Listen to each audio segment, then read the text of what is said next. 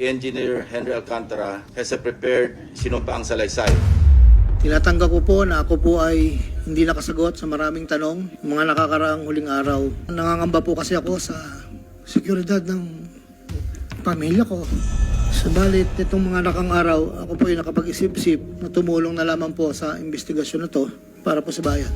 At ako po ay humingi ng tawad sa mga tao na to, pero kailangan ko pong sabihin yung katotohanan. Sa akin pong boss, Undersecretary Roberto Bernardo po, si Yusek Bernardo ang tumulong sa akin para may talaga ako bilang District Engineer sa Bulacan First DO noong 2019. Sa taong 2022, ang kabuuan ng mga proyektong naibaba ni Yusek Bernardo sa aking DO ay nagkakahalaga ng 350 million. Noong 2023, 710 million. 2024, 3.3 billion. Ayon kay Yusek Bernardo, ang GAA sources noong 2024 na magkakahalaga ng 300 million na para kay Senator Bong Revilla na noon ay kumandidato bilang senador para sa 2025. Ang total po ay 300 million po. Noong taong 2025, 2.55 billion ang ipababa ni Yusek Bernardo sa aking DO. Taong 2022, humiling Senator Joel Villanueva, proyektong multipurpose building. Sa halagang 1.5 billion ay 600 million lamang ang napagbigyan ng pondo. Dahil dito, nabigyan Senator Joel ng proyektong Unprogram of Praises noong 2023, nagkakalaga ng 600 million na pawang mga flood control ng mga proyekto na kung saan kusumahin na 25% ng proponent ay may halaga ng 150 million.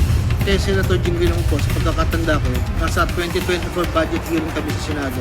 Tinanong ko rin yung Senado kung meron pa akong gustong lagyan, meron pang available na 355 CSJ. Ito po ay 7 project, meron pong 360 million, isang 45, isang 50, dalawang 40 million na may kabuang 355. Ang pangapat po, taong 2021, nakilala ko po si Congressman Saldi ko.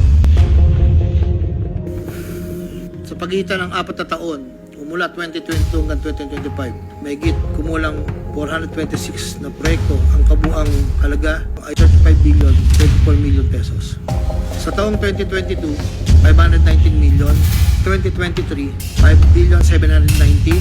Sa 2023, 12 billion. Sa 2024, nakakalaga po ng total ng 14 billion 190.